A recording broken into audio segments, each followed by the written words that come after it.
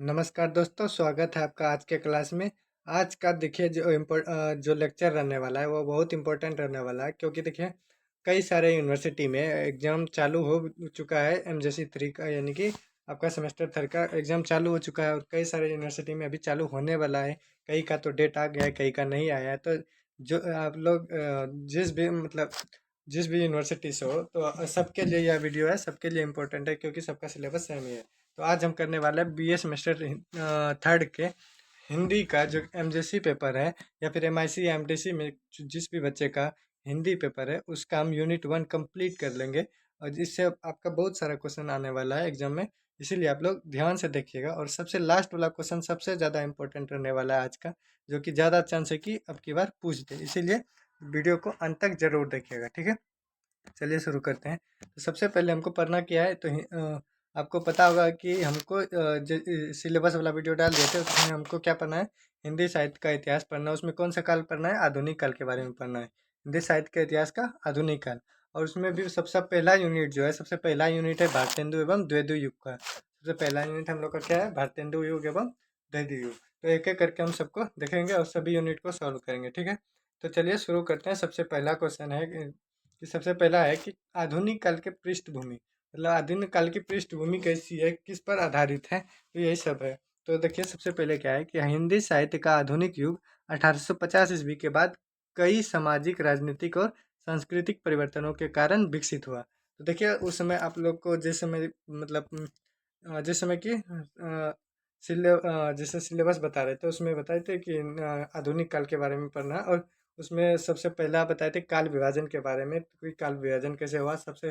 अगर यूनिट 1 का देखेगा, फर्स्ट लेक्चर सॉरी सेमेस्टर 1 का, तो उसमें काल विभाजन किया गया है। तो सबसे पहले आधुनिक काल का जो काल है, आपका समय काल 1850 ईस्वी के बाद माना जाता है, और अभी तक यही क्या है, आधुनिक काल। इसमें देखिए बहुत सारे चेंजेज आए, कई सारी मतलब अथी घटनाएं हुई, जिस वजह से आधुनिक काल की पृष्ठभूमि तैयार हुई। तो उसमें क्या क्या है, कई सामाजिक कारण हुए, कई राजनीतिक कारण हुए, और कई सामाजिक कारण, कई राजनीतिक कारण और कई सांस्कृतिक परिवर्तनों के कारण विकसित हुआ। इसकी पृष्ठभूमि को समझना बहुत जरूरी है, क्योंकि इसी से पूरे आधुनिक साहित्य की दिशा तय होती है, ठीक है। आधुनिक साहित्य की दिशा इसकी पृष्ठभूमि से ही तय होगी। आप लोग देखिए, जैसे आपको बताया जा रहा है सेम टू सेम अगर वैसे ही लिखते हैं, उसका फॉर्मेट वैसे ही रखते हैं, तो आप लोग का नंबर कटेगा नहीं, आप विश्वास रखिए। क्योंकि यह एग्जाम में आजमाया हुआ है, बहुत अच्छा नंबर देगा अगर आप ऐसे लिखते हैं तो देखिए सबसे पहला क्या है कि राजनीतिक पृष्ठभूमि। तो आधुनिक काल की राजनीतिक पृष्ठभूमि क्या थी, उसमें भारत पर अंग्रेजों का शासन स्थापित हो चुका था 1850 के बाद। तो हुए 1757 की, आप लोग क्रांति सुनेंगे 1857 की। मतलब उस समय अंग्रेजों का शासन चल रहा था भारत पर। और क्या था, 1857 का विद्रोह ने लोगों में राष्ट्रीय चेतना जगाई। 1857 का विद्रोह जब हुआ था और लोगों में स्वतंत्रता की भावना बढ़ी, यही सब क्या है, राजनीतिक पृष्ठभूमि है। कि भारत में अंग्रेजों का शासन हो गया था, जिससे कि लोगों में लोग अंग्रेजों के धीरे धीरे खिलाफ होने लगे थे। उसकी खराब नीतियों का विरोध करने लगे थे अंदर अंदर से। तो वह चीज़ साहित्य में भी आ चुकी थी, और साहित्य के माध्यम से भी लोग उसका विरोध करना चालू कर दिए थे, ठीक। तो ये हो गया राजनीतिक कारण, ठीक। उसके बाद चलते हैं कि सामाजिक पृष्ठभूमि क्या थी। तो समाज में कई कुरीतियां थी, जैसे कि बाल विवाह, सती प्रथा, पर्दा प्रथा, अशिक्षा और समाज सुधार आंदोलन की शुरुआत। देखिए क्या उस समय समाज में सच में बहुत सारी कुरीतियां थी, जैसे कि बाल विवाह, बचपन में विवाह कर दिया जाता था। तो इस सब के खिलाफ लेखकों में जागरूकता आई, और लेखकों ने लोगों को जागरूक करने के लिए अपने काव्य में इन चीज़ों का जिक्र करना किया, बाल विवाह का विरोध करना स्टार्ट कर दिया। सती प्रथा का विरोध किया, पर्दा प्रथा का विरोध किया, ये सब, और अशिक्षा का विरोध किया, और शिक्षा के लिए सबको प्रेरित किया। तो यही सब चीज़ों पर ये आधुनिक काल में जितनी भी सारी साहित्य लिखी गई, इन्हीं सब चीज़ों पर आधारित थी। और समाज में सुधार आंदोलनों की शुरुआत हुई, मतलब शुरू से जो बुराइयां चल रही थी उसके खिलाफ आंदोलन हुआ, और उसमें सुधार करने के लिए आंदोलन की शुरुआत हुई। और लोगों में बदलाव की ज़रूरत भी महसूस हुई, कि मतलब बहुत लोग ऊब चुके थे पुराने परंपराओं से। पुराने परंपराओं में भी बहुत सारी कुरीतियाँ थी, जिससे कि जिसको लेकर बहुत लोग क्या हो गए थे, ऊब चुके थे, उसी की बदलाव की ज़रूरत हुई। उसके बाद क्या, शैक्षिक पृष्ठभूमि की, मतलब शिक्षा का महत्व क्या। अंग्रेजों ने पाश्चात्य शिक्षा शुरू की। पश्चात मतलब पश्चिमी देशों का, वेस्टर्न कल्चर, वेस्टर्न एजुकेशन, जैसे कि हम लोग पे कब्जा कौन किया था, तो वो सब अंग्रेज सब आए थे। वो आए थे इंग्लैंड से, डच हो गया, फ्रांसीसी हो गया, यही सब आए थे। तो यह सब पश्चिमी देश वाला है, तो पश्चिमी शिक्षा का विकास शुरू होना। जैसे कि पश्चिमी शिक्षा में क्या था, विज्ञान, तर्क और आधुनिक विचारों का प्रसार हुआ। नई शिक्षा मध्यम वर्गीय पीढ़ी तैयार हुई। नई शिक्षा से क्या हुआ, मध्यम वर्ग वाला पीढ़ी सबसे ज़्यादा तैयार हुआ, सबसे ज़्यादा मध्यम वर्ग वाले का ही मतलब संख्या में बढ़ोतरी हुई। उसके बाद सांस्कृतिक पृष्ठभूमि क्या है। देखिए, भारतीय संस्कृति और पाश्चात्य संस्कृति का मेल हुआ, मतलब देखिए, भारत की जो संस्कृति है थे और पश्चिमी देशों की जो संस्कृति थी, इस जगह क्या हुआ, उसका मेल हुआ और नई सोच उससे उत्पन्न हुई और नई जीवन शैली एवं नए विचार सामने आए। तो यह कैसे हुआ, सांस्कृतिक पृष्ठभूमि में। और परंपरा और आधुनिकता का संघर्ष भी दिखाई दिया। जैसे देखिए, हम लोग को के कल्चर में नहीं था जींस पहनना हम लोग के कल्चर में नहीं था, यह सब विदेश में था। तो उसका अभी हम लोग भी कल्चर अपना लिए कि हम लोग भी अब जीन्स पैंट पहनने लगे। यही सब है। उसके बाद साहित्यिक पृष्ठभूमि आता है, सबसे इम्पोर्टेंट यही। अगर आप देखिए, एक यह है कि आपका साहित्यिक पृष्ठभूमि अलग से भी पूछ देगा। जैसे 5 नंबर या 10 नंबर का क्वेश्चन पूछेगा, मतलब सॉरी, 5 मार्क्स का या 10 मार्क्स का क्वेश्चन पूछ देगा। ऐसे पूछेगा कि आधुनिक काल के साहित्यिक पृष्ठभूमि को साहित्यिक पृष्ठभूमि की व्याख्या करें, तो आपको इसी तरह से लिखना है। देखिए, उसमें साहित्यिक पृष्ठभूमि में छापा खाना का विकास हो चुका था। मतलब कागज छपने वाली चीज़ें आ चुकी थी, कागज में छाप कर लिखने की प्रिंटिंग, यानी कि प्रिंटिंग प्रेस। जैसे पहले तो हाथों से लिखा जाता था, हस्तलिपि, लेकिन अब क्या हो गया, छापा खाना का आविष्कार हो गया था, प्रिंटिंग प्रेस का आविष्कार हो गया था। समाचार पत्र और पत्रिकाएं शुरू हो गई थी, जिससे कि लोगों तक, काफ़ी सारे लोगों तक कोई किसी भी विचार को फैलाया जाना आसान हो गया था। हिंदी भाषा का विकास हुआ, भाषा का भी धीरे धीरे विकास हो चुका था और खड़ी बोली का प्रचार भी हो रहा था। ठीक, साहित्य में कई विधाएं आई जो कि बिल्कुल नहीं थी। जैसे कि देखिए, आधुनिक काल से पहले नाटक आधुनिक काल से पहले नाटक नहीं था, कहानी नहीं था, उपन्यास नहीं था, निबंध नहीं था। एक क्वेश्चन यहाँ से आपका ऑब्जेक्टिव में बनेगा कि हिंदी साहित्य की पहली कहानी कौन थी। तो पहली कहानी तो देखिए, ऐसे एक कहानी लिखी गई थी आधुनिक काल से पहले ही, तो उसका नाम था रानी खेत की। क्या था उसका नाम, रानी खेत की। रानी रानी खेत की, ठीक है। यह आधुनिक काल से पहले लिखा गया था। लेकिन अगर पूछे कि आधुनिक काल की सबसे पहली कहानी कौन सी थी, तो वह इंदुमती थी। क्या थी, इंदुमती। रानी खेत की नहीं, रानी खेत की आधुनिक काल की थी। लेकिन जब सॉरी, आधुनिक आधुनिक काल से जस्ट पहले की थी। लेकिन आधुनिक काल के बाद जब विकास हुआ, तो उसमें सबसे पहली कहानी थी इंदुमती। क्या थी, इंदुमती। आप लोग को ऑब्जेक्टिव में देखने को मिल सकता है कि इंदुमती की आधुनिक हिंदी की आधुनिक हिंदी साहित्य की सबसे पहली कहानी कौन थी, तो इंदुमती। ये आप लोग याद रखिएगा, ठीक। ये ऑब्जेक्टिव में आपका पूछा जाएगा। उसके बाद देखिए और क्या क्या हुआ। उसके बाद आर्थिक पृष्ठभूमि को देखते हैं। अगर आर्थिक पृष्ठभूमि कैसी थी, तो अंग्रेज शासनों के कारण आर्थिक शोषण हुआ। अंग्रेजी शासन थे, तो वो तो हमारा शोषण करने के लिए ही आए थे। तो वह आए थे व्यापार के माध्यम से, तो उसको पैसा से मतलब था। तो उन्होंने आर्थिक रूप से भरपूर शोषण किया। उसके बाद किसानों और मजदूरों की स्थिति खराब हो गई थी, बहुत खराब हो गई थी। आप लोग को पता होगा, इतिहास में भी आप लोग पढ़े होंगे कि उस समय किसान और मजदूरों की स्थिति बहुत खराब हो गई थी। इससे साहित्य में यथार्थवादी और गरीबी का चित्रण आया। देखिए, ये सब अभी साहित्य का क्षेत्र भी इस सबसे बिल्कुल अलग था, लेकिन आधुनिक साहित्य शुरू होने के बाद ये सब चीज़ें आ गई थी। उन्होंने गरीबों के बारे में भी लिखना शुरू किया, मजदूरों के बारे में भी लिखना शुरू किया, उसके हालातों के बारे में लिखना शुरू किया। यह सब साहित्य में है। और राष्ट्रीय जागरण, इस समय देशभक्ति और राष्ट्रवाद का विकास हुआ। कब, तो ये आधुनिक काल में, आधुनिक हिंदी साहित्य के काल में देशभक्ति और राष्ट्रवाद का विकास हुआ। स्वतंत्रता आंदोलन का प्रभाव साहित्य पर पड़ा। स्वतंत्रता आंदोलन सबसे पहली बार अगर पूछा जाएगा, तो वह कब हुआ था, 1857 में। साहित्यकारों ने जनता को जागरूक किया। साहित्यकारों ने भी क्या कम करने का किया, वही बताया शुरू में कि साहित्यकार ने भी अपने साहित्य के माध्यम से जनता को जागरूक करने का काम किया। इतना सब लिख दीजिएगा आप लोग। अगर इसमें से आपको कभी कभी ये पूछा जाएगा, जैसे कि पूछ देगा कि आधुनिक हिंदी साहित्य की आर्थिक एवं सामाजिक पृष्ठभूमि क्या है, तो उसमें आपको सामाजिक और आर्थिक पृष्ठभूमि लिखना है। अगर सिर्फ साहित्यिक पृष्ठभूमि लिखे, तो साहित्यिक पृष्ठभूमि को थोड़ा सा विस्तार से लिख दीजिएगा। बस ऐसे ऐसे ही क्वेश्चन पूछा जाता है, ठीक।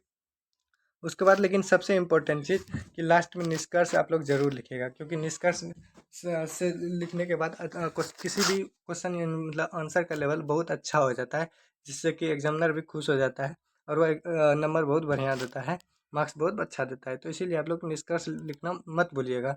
किसी तरह से लिख दीजिएगा, निष्कर्ष लिख दीजिए। लेकिन आधुनिक युग की पृष्ठभूमि में राजनीतिक परिवर्तन, सामाजिक सुधार, शिक्षा का प्रसार और राष्ट्रीय जागरण मुख्य कारण रहे। यही कारण था, क्या था, राजनीतिक में परिवर्तन आए, सामाजिक सुधार हुआ, शिक्षा का प्रभाव हुआ, प्रसार हुआ और राष्ट्रीय जागरण का मुख्य कारण रहा, ठीक। किसका, तो आधुनिक युग के। इन्हीं कारणों से हिंदी साहित्य पुरानी परंपराओं से निकलकर आधुनिक जागरूक और समाज से जुड़ा हुआ बन गया। पहले इस तरह का साहित्य नहीं लिखा जाता था, लेकिन इसके बाद नए नए सिरे से लोग ने सोचना शुरू किया और पुरानी परंपराओं से निकलकर आधुनिक चीज़ों को अपनाना शुरू किया। ठीक, इतना आप लोग लिख दीजिएगा। अगला क्या है, आधुनिक युग का काल विभाजन। आधुनिक युग का काल विभाजन कैसे हुआ, हिंदी साहित्य के आधुनिक युग में 1850 से वर्तमान तक, यानी कि अभी के समय तक को विकास के आधार पर कई उपकालों में बांटा। यह तो काल था, ठीक, जैसे कि आदिकाल, रीतिकाल, मध्यकाल, आधुनिक काल, यह तो काल था। और यह युग, और इसको भी कई भाग में बांट कर पड़ता है। इसी को उपकाल कहते हैं। देखो, देखिए लिखिए, इसमें लिखा है उपकाल में बांटा गया। हर काल की अपनी अपनी विशेषताएं और प्रमुख साहित्यकार हैं। हर एक को हमको पढ़ना है, हर एक सेमेस्टर में, सॉरी, हर एक पेपर में अलग अलग आपको, जैसे कि यूनिट 1 में अलग चीज़ पढ़ना है। जैसे यूनिट 1 में आपको पढ़ना है भारतेंदु युग और द्विवेदी युग के बारे में। ऐसे थोड़ा सा शॉर्ट में आप सबको देख लेते हैं, लेकिन अगर डिटेल में आगे हम पढ़ेंगे। यूनिट 1 में आज हम पढ़ेंगे भारतेंदु युग के बारे में, उसके बाद पढ़ेंगे द्विवेदी युग के बारे में। ठीक, देखिए सबसे पहले देखिए, आधुनिक युग का जो काल विभाजन हुआ, उसको कई कालों में बांटा गया। तो सबसे पहला काल उसमें क्या था, भारतेंदु युग। भारतेंदु युग का 1850 से 1900 ईस्वी तक। ऑब्जेक्टिव में आपका पूछेगा कि भारतेंदु युग कब से कब तक चला, या भारतेंदु युग का समय काल क्या था, तो 1850 ईस्वी से 1900 ईस्वी तक। ठीक है, इसको लिख दीजिएगा आप लोग। ऑब्जेक्टिव में पूछा जाएगा तो आप लोग टिक कर दीजिएगा। उसके बाद पूछा जाएगा कि भारतेंदु युग का प्रवर्तक कौन था, तो यह भारतेंदु हरिश्चंद्र थे। कौन थे, भारतेंदु हरिश्चंद्र। उनकी विशेषताएं क्या थी, मतलब इस युग की विशेषता क्या थी, तो राष्ट्रीय चेतना का आरंभ, समाज सुधार की भावना, खड़ी बोली हिंदी का विकास, नाटक निबंध, पत्रकारिता का विकास। खैर ये सब चीज़ें नहीं लिखना है, सिर्फ काल विभाजन को लिखना है हमको इसमें, और ज़्यादा कुछ नहीं लिखना। उसके बाद आता है द्विवेदी युग। इसकी शुरुआत 1900 ईस्वी से होती है। जैसे और एक चीज़ देखिए, जैसे कि आपका एक चीज़ है कि एक और इससे ऑब्जेक्टिव क्वेश्चन बनेगा कि भारतेंदु युग को अन्य किस नाम से जाना जाता है, तो वह पुनर्जागरण काल या नव जागरण काल के नाम से जाना जाता है। आप लोग याद रखिएगा इसको, पुनर्जागरण काल। ठीक है, पुनर्जागरण काल, इसको याद रखिएगा आप लोग कि भारतेंदु युग को पुनर्जागरण काल के नाम से भी जाना जाता है। ठीक, उसी तरह अब आगे क्या है, द्विवेदी युग।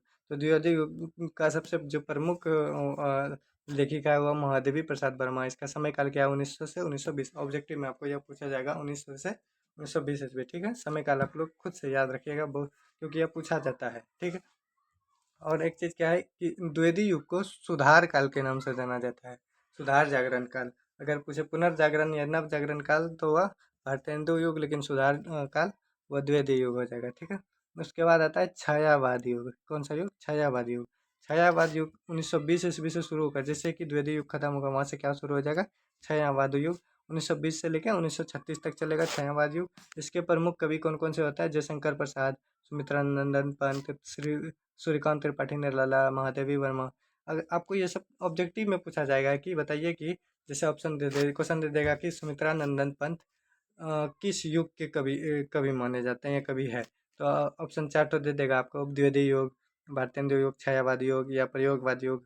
तो आपको उनमें से चुन चुन के टिक लगाना है, कौन सा, छायावाद युग। इस तरह से क्वेश्चन पूछा जाता है ऑब्जेक्टिव में। ठीक, उसके बाद अगला युग कौन सा है, देखिए, उसके बाद है प्रगतिवाद युग। 1936 से शुरू होता है और 1950 तक चलता है। और इसके प्रमुख लेखक कौन है, तो मुंशी प्रेमचंद्र है, रामधारी सिंह दिनकर है, नागार्जुन है। अगर ये सवाल पूछा जाएगी, जैसे पूछ देगा आपको नागार्जुन किस युग के कवि है, तो प्रगति युग के, या ऑब्जेक्टिव में आपको पूछा जाएगा। ठीक है, और उसके बाद आता है प्रयोगवाद और नई कविता। नई प्रयोगवाद और नई कविता 1950 से 1970 ईस्वी तक चलती है। इसके प्रमुख लेखक अज्ञेय है, गजानन माधव, मुक्ति बोध है। देखिए इन सब चीज़ों को हमको डिटेल में आगे पढ़ना, आगे के सेमेस्टर में, आगे के पेपर में, इन सब चीज़ों को डिटेल सबको पढ़ना है। ठीक है, अभी थोड़ा शॉर्ट में सबको पढ़ना है, उसके बाद आगे डिटेल में पढ़ना है। उसके बाद देखिए समकालीन युग। समकालीन युग यानी कि अभी का जो समय चल रहा है, 1970 से लेकर अभी जो चल रहा है, उसी को कहा जाता है समकालीन। सम मतलब अभी के समय में जो चल रहा है उस समकालीन युग कहलाता है। इसके प्रमुख लेखक है निर्मल वर्मा, मन्नू भंडारी, उदय प्रकाश, ये सारे अभी के हैं। ठीक, आधुनिक युग का काल विभाजन हिंदी साहित्य को समझने में मदद करता है। ठीक है, और हर युग में हिंदी साहित्य को नई दिशा और नई पहचान मिलती है, ये आपको निष्कर्ष में लिखना है। ठीक है, इतना सारी चीज़ों को लिख देना है आपको। उसके बाद अगला बढ़ते हैं। अगला क्या है, अगला कि भारतेंदु युग के बारे में हमको डिटेल से पढ़ना है कि भारतेंदु युग क्या है, भारतेंदु युग की पृष्ठभूमि कैसे रहेगी, इसकी विशेषता क्या है। क्योंकि यूनिट 1 जो है आपका भारतेंदु युग और द्विवेदी युग पर ही निर्धारित है। तो देखिए सबसे पहले पढ़ते हैं भारतेंदु युग। तो भारतेंदु युग हिंदी साहित्य के आधुनिक काल का प्रारंभिक और अत्यंत महत्वपूर्ण चरण है। आपको यह क्वेश्चन भी पूछेगा कि आधुनिक काल का सबसे प्रारंभिक युग कौन कौन सा युग है, तो आपको ऑप्शन 4 को दे देगा, उसमें से एक भारतेंदु युग देगा, तो आप लोग टिक कर दीजिएगा। यहाँ से आपका ऑब्जेक्टिव इसी सब चीज़ों से बनता है। इस युग के प्रवर्तक भारतेंदु हरिश्चंद्र है, पता है आपको, जिन्हें आधुनिक हिंदी साहित्य का जनक कहा जाता है। अब अगर क्वेश्चन आपसे ऑब्जेक्टिव ये पूछे कि आधुनिक हिंदी साहित्य का जनक किसे कहा जाता है, तो वह जाएगा आपका भारतेंदु। कौन सा हो जाएगा? भारतेंदु हरिश्चंद्र, आधुनिक हिंदी साहित्य का जनक। इस काल में साहित्य ने पहली बार समाज, राष्ट्र और जनता की समस्याओं को केंद्र में रखा। कौन से काल में? तो भारतेंदु या काल में सबसे पहले इससे पहले जनता के बारे में नहीं लिखा जाता था, जिसे राजा महाराजा के बारे में लिखा जाता था। इससे क्या हुआ, अब समाज के बारे में लिखा जाने लगा, राष्ट्र के बारे में लिखा जाने लगा और जनता की समस्या को केंद्र में रखकर लिखा जाने लगा। उसके बाद आता है युग की पृष्ठभूमि, मतलब भारतेंदु युग की पृष्ठभूमि क्या रही। तो देखिए उस समय क्या था, भारत पर अंग्रेजों का शासन था। शुरुआत में सबसे पहले क्या था, भारत में अंग्रेजों का शासन था। 1857 के विद्रोह के बाद राष्ट्रीय चेतना जागी, मतलब 1857 का विद्रोह जो हुआ था वो भीषण विद्रोह हुआ था, जिससे कि पूरे भारतवर्ष में अंग्रेजों के खिलाफ लोग मतलब विद्रोह करना चालू कर दिए थे। उससे साहित्य के क्षेत्र में भी विद्रोह हो गया। पाश्चात्य शिक्षा और संस्कृति का प्रभाव, उस समय भारत में पाश्चात्य शिक्षा का अभाव चल रहा था, जैसे कि पश्चिमी शिक्षा का तो यहाँ कुछ नामो निशान नहीं था, क्योंकि यहाँ भारत में तो अलग संस्कृति थी। तो वह उस समय बढ़ा, पाश्चात्य शिक्षा और संस्कृति का प्रभाव किस समय बढ़ा, तो भारतेंदु युग में। समाज में कुरीतियाँ, बाल विवाह, दहेज, अशिक्षा फैली हुई थी। ये सब कुरीतियाँ तो थी समाज में, या इसी सब चीज़ों के बारे में, इसी सब के विरोध के बारे में लिखना चालू किया लेखकों ने। छापा खाना और पत्रकारों का विकास हुआ। इन कारणों से साहित्य जागरूक और सुधारवादी बना। ठीक है, उसके बाद आगे इसका देखते हैं कि भारतेंदु युग की प्रमुख विशेषता क्या थी। आपका एक अलग से भी क्वेश्चन पूछ देगा कि भारतेंदु युग की प्रमुख विशेषताओं को लिखें, और आपका दे देगा 5 या 10 मार्क्स का दे देगा, तो आपको लिखना है इसी तरह से। राष्ट्रीय चेतना ऐसे करके, तो भारतेंदु युग के सबसे पहले शुरू में लिख दीजिएगा भारतेंदु युग की ये विशेषताएं थी। और इसको हम विस्तार से समझते हैं, तो उसके बाद सबसे पहले लिखिए राष्ट्रीय चेतना। तो उस समय क्या थी, राष्ट्रीय चेतना का भाव जग गया था, लोगों में देशभक्ति और स्वतंत्रता की भावना आ गई थी। अंग्रेज शासन की आलोचना हो रही थी, जनता को जागरूक करना, और ये सब क्या थी, राष्ट्रीय चेतना। उसके बाद क्या है, सामाजिक सुधार, समाज में सुधार का, बाल विवाह, दहेज प्रथा, पर्दा प्रथा का विरोध होने लगा, स्त्री शिक्षा और समानता पर जोर दिया गया। उसके बाद भाषा का विकास, इस समय क्या हुआ, खड़ी बोली हिंदी का प्रचार प्रसार हुआ, सरल सहज और जन भाषा का प्रयोग होना शुरू किया, जो कि जनता की भाषा थी। ब्रज से खड़ी बोली की ओर परिवर्तन हुआ। सबसे पहले ज़्यादातर ब्रज में लिखी जाती थी, अब खड़ी बोली में लिखी जाने लगी। पत्रकारिता की विकास हुआ, मतलब कि जो जर्नलिज्म जिसको आप बोलते हैं उसकी विकास हुई। हिंदी पत्रकारिता की शुरुआत हुई, पत्र पत्रिकाओं के माध्यम से जन जागरण का काम शुरू हुआ।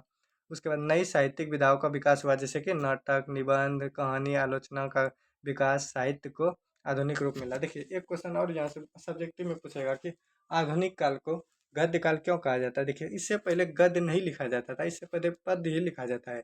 गद्य लिखने की शुरुआत आधुनिक काल से हुई है, मतलब मुख्य जैसे कि सही से जितना भी कहानी है, उपन्यास है, नाटक है, निबंध, ये सब गद्य है। और गद्य लिखने की शुरुआत कब से हुई थी, तो आधुनिक काल से हुई थी, और आधुनिक काल में ही गद्य को लिखा गया, इसीलिए मतलब आधुनिक काल को गद्य काल भी कहा जाता है। ये आपका सब्जेक्टिव में पूछा जाएगा। उसके बाद एक आता है यथार्थवादी और व्यंग, समाज की वास्तविक स्थिति का चित्रण और व्यंग के माध्यम से सामाजिक आलोचना, समाज के खराब चीज़ों का आलोचना व्यंग के माध्यम से इन सब चीज़ों से किया जाने लगा। इस काल के प्रमुख साहित्यकार देखिए कौन कौन थे, तो सबसे पहले तो भारतेंदु हरिश्चंद्र तो थे ही, इस युग के प्रमुख नेता यही रहे, भारतेंदु हरिश्चंद्र। इसके अलावा इनकी कृतियाँ जो है, अंधेर नगरी, भारत दुर्दशा, ये आपको MJC 4 में पढ़ना है, इसी में आपका एग्जाम होगा। ठीक, हिंदी भाषा को लोकप्रिय और सरल बनाया गया। अन्य साहित्यकार भी हुए, जैसे कि बालकृष्ण भट्ट, प्रताप नारायण मिश्र, राधाचरण गोस्वामी, ये सब भी इन्हीं युग में हुए। आपको ऐसे भी क्वेश्चन दे दीजिएगा कि बालकृष्ण भट्ट कौन से युग के कवि हैं या कौन से युग के साहित्यकार है, तो आपको ऑप्शन दिया रहेगा, तो उसमें आप चुन लीजिएगा कौन सा, भारतेंदु युग। ठीक, उसके बाद आता है कि सीमाएं, कि भारतेंदु युग की सीमाएं क्या थी। कुछ रचनाएं अधिक उपदेशात्मक थी, मतलब उसमें ज़्यादा उपदेश दे दिया गया था। वैज्ञानिक दृष्टिकोण की कमी थी, मतलब विज्ञान के तौर पर इसे नहीं, मतलब उसमें कमी थी थोड़ा। भावुकता अधिक थी। और निष्कर्ष सबसे लास्ट में लिखना आपको बहुत ज़रूरी है कि भारतेंदु युग हिंदी साहित्य का जागरण काल है। इस युग ने साहित्य को नया उद्देश्य दिया, समाज सुधार, राष्ट्रीय जागरण, जन सेवा, ये सारी चीज़ें आपको लिखनी है। ठीक, सब देखिए इतना सारा लिखने के बाद आपका ये ख़त्म हो जाता है। तो सबसे इम्पोर्टेंट इसमें जो क्वेश्चन था, इसमें ऐसे तो लगभग सब इम्पोर्टेंट है, लेकिन इसमें आपका सबसे इम्पोर्टेंट पूछा जाएगा एक चीज़ और, जो कि इसमें शायद नहीं लिखा गया है। आपको हम बता देते हैं अलग से कि एक क्वेश्चन है कि भारतेंदु युग, देखिए हम जोड़ ही देते हैं इसमें क्वेश्चन एक, और छूट गया है इसमें, अभी हम जोड़ देते हैं, ठीक। कि एक और क्वेश्चन है कि भारतेंदु युग को पुनर्जागरण काल क्यों कहा जाता है, तो उसको हम अभी जोड़ देते हैं, ठीक है। वो इसमें लिखा हुआ नहीं है, ठीक। देखिए इसका सबसे लास्ट क्वेश्चन, सबसे इम्पोर्टेंट क्वेश्चन है ये, कि भारतेंदु युग को पुनर्जागरण काल क्यों कहा जाता है। ये क्वेश्चन पूछा जाता है आपको, और हो सकता है कि आपकी बार भी पूछ दे, इसीलिए आपको इसको बड़े ध्यान से देखना है कि भारतेंदु युग को पुनर्जागरण काल क्यों कहा जाता है। तो भारतेंदु युग का सूत्र जानते हैं कि काल कब से कब तक था, 1850 से 1900 ईस्वी तक को हिंदी साहित्य में पुनर्जागरण काल या नवजागरण काल इसलिए कहा जाता है क्योंकि यह मध्ययुगीन समंती रूढ़ी, समंतीवादी जो रूढ़ी थी उस समय, समंती रूढ़ियों, अंधविश्वासों और श्रृंगारिता से निकलकर आधुनिक चेतना, देखिए सामंती रूढ़ियाँ चल रही थी इससे पहले मध्यकाल में, और अंधविश्वास पर लिखी जाती थी, और श्रृंगारिता मतलब उसमें श्रृंगार रस की प्रधानता थी, उस सबसे बाहर निकलकर आधुनिक चेतना, राष्ट्रवाद, तर्कवाद और समाज सुधार की ओर पहला सबसे बड़ा कदम था, ठीक है। इसीलिए इसको पुनर्जागरण कर कहा जाता है। उसका कारण देख लीजिए, भारतेंदु हरिश्चंद्र के नेतृत्व में इस युग ने हिंदी भाषा और साहित्य को एक नई दिशा दी, नई भाषा, खड़ी बोली और नए विषय प्रदान किए, ठीक। और देखिए कि मुख्य कारण क्या था कि इसको पुनर्जागरण काल क्या हुआ कहा जाता है, तो कुछ कुछ मुख्य कारण थे। सबसे पहला कारण था कि मध्ययुगीन जड़ता से मुक्ति, कि रीतिकाल दरबारी संस्कृति, मतलब कि सब रीतिकाल में सब में क्या था उस समय, सबसे पहले रीतिकाल सबके बारे में लिखा जाता था उस समय, सिर्फ दरबारी मतलब काव्य लिखे जाते थे, पद्य लिखे जाते थे, सिर्फ दरबारी, जिससे किसी राजा पर उसका मतलब प्रशंसा करना है तो उस तरह का लिखा जाता था। विलास प्रिय था, नारी का केवल मांसल चित्रण को छोड़कर साहित्यकारों ने आम जनता के दुखों, गरीबों और शोषण को अपना विषय बनाया। देखिए इससे पहले क्या, नारी का सुंदरता का वर्णन किया जाता था, तो इस सबसे बाहर निकलकर इस युग में क्या हुई, आम जनता के दुखों के बारे में लिखना स्टार्ट हुआ, गरीबी के बारे में लिखना स्टार्ट हुआ, और हर एक तरह के, और साहित्य में कल्पना की जगह जीवन की वास्तविक समस्या, गरीबी, श्रम, किसान श्रमिकों की हीन दिशा ने ले ली। देखिए इससे पहले कल्पना के सिर्फ जितने भी साहित्य थे उसमें साहित्य में सिर्फ कल्पना के माध्यम से लिखी जाती थी, किंतु आधुनिक काल में क्या हुआ कि उसका थी कल्पना का जगह ले लिया वास्तविक समस्याओं ने, जैसे गरीबी हो गया कि ये सब चीज़ों ने ले लिया, तो जिस वजह से यह एक मुख्य कारण है। उसके बाद एक होता है राष्ट्रवाद और देशभक्ति का उदय, इसी काल में आपका राष्ट्रवाद का भी उदय हुआ और देशभक्ति का। अंग्रेजों की आर्थिक नीतियों के कारण भारत की दुर्दशा का चित्रण साहित्य में प्रमुखता से हुआ, ठीक है। ये बात तो सही है कि उस समय बहुत भारत की दुर्दशा थी।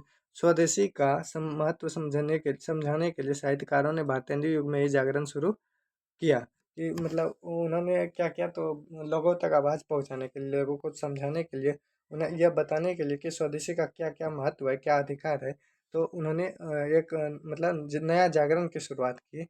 निज भाषा उन्नति के माध्यम से राष्ट्रभाषा और हिंदी के प्रति चेतना जगी, यह तो हो गया। और कारण था इसका, इसका और क्या कारण था, तो यह समाज और जन जागरूकता, कि समाज में सुधार आया और जन जागरूकता हुई।